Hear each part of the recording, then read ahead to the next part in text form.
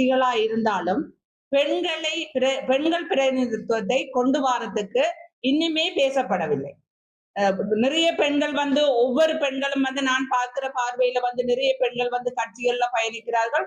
ஒரு பெண்கள் கூட இன்று வரை சொல்லவில்லை நாங்கள் இன்றைக்கு இந்த நாடாளுமன்ற எலெக்ஷன்ல எங்களை வேட்பாளராக தெரிவு செய்யப்பட்டிருக்க சொல்லப்படவில்லை. ஆளுமை மிக்க பெண்கள் நிறைய பேர் இருக்கிறார்கள். அவர்கள் எங்களோடு கூட பயணிக்கிறார்கள். அவருடைய கருத்துக்கள் இன்றைக்கு நாங்கள் கேட்கிற பொழுது சொல்றார்கள் எங்களுக்கு அதுபடியமான எந்த கருத்துக்களும் தெரிவிக்கப்படவில்லை. அப்ப யாருக்கு இந்த பிரதிநிதித்துவம் கொடுக்க போறார்கள்? இல்ல ஆண்கள் மாத்திரம்தான் இந்த நாடாளுமன்றத்துக்கு திரும்பவும் போக போறார்களா? இல்லது ஏற்கனவே இருந்த நாடாளுமன்ற உறுப்பினர்கள் தான் திரும்பவும் போட்டியிட போறார்களா? இதுல என்ன மாற்றம் உருவாக போகிறது என்ற ஒரு கருத்தை வைத்துக் கொண்டுதான் நாங்கள் இந்த ஊடக சந்திப்பை இன்றைக்கு நாங்கள் நடாத்துகின்றோம். அந்த வகையில பாத்தீங்கன்னா நாங்கள் வலியுறுத்தி கேட்கிறோம் 50% பெண்கள் இந்த நாடாளுமன்ற எலெக்ஷன்ல போட்டியிடக்கூடிய மாதிரியான வாய்ப்புகள் ஒவ்வொரு கட்சிகளையும் உருவாக்கப்படும். இந்த விடயங்கள் உருவாக்கப்படணும். ஏனெனில் 52% பெண்கள் இந்த தேசத்துல இருக்கிறபடியா நாங்கள் 50% பெண்களுக்கு அந்த ஒதுக்கீட்டை தாங்குவோடு கேட்கிறோம். ஏனென்றால் பெண்களுக்குரிய பிரச்சனைகள் இன்றும் தீர்க்கப்படாத நிலைமையில தான் இருக்குது. நாடாளுமன்றங்கள்ல பாத்தீங்கன்னா சட்டங்கள் திருத்தப்படாமல் இருக்கிறது.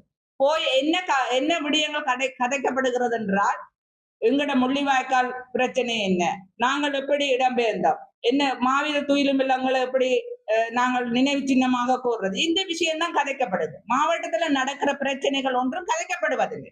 இப்ப திரும்பவும் இவர்கள் வருவார்களா இருந்தா இந்த விடயம் தான் நகர போகுதே ஒழிய மக்களுடைய அபிவிருத்தி, இளைஞர்களுடைய வேலை வாய்ப்புகள், மாவட்ட ரீதியா நடக்கிற போதைப் பொருட்களுக்கான அவர்களுடைய ஆளுமைகள், வாழ்வெட்டுகள் அது அதிகரித்து கொண்டு போகுமே ஒழிய ஒரு தீர்வையும் காணப்படாது. இதுல அதிகமாக பாதிக்கப்படுறது பெண்களாக இருக்கிறார்கள். அப்ப அந்த பாதிக்கப்படுற நிலைமையில இருக்கிற பெண்கள் கண்டிப்பா அந்த ஆசனங்கள்ல அமரும் பொழுது அந்த பிரச்சனைகளுக்கான தீர்வுகளை பெற்றுக் கொடுக்கிறவர்களாக இருப்பார்கள்.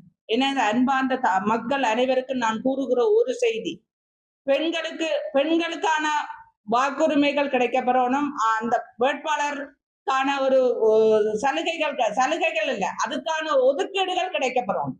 அந்த ஒதுக்கீடுகளை ஒவ்வொரு கட்சியும் செய்யணும். கட்சியில் உள்ள ஆளுமை மிக்க ஒவ்வொரு பெண்களுக்கும் அது வழங்கப்படும்.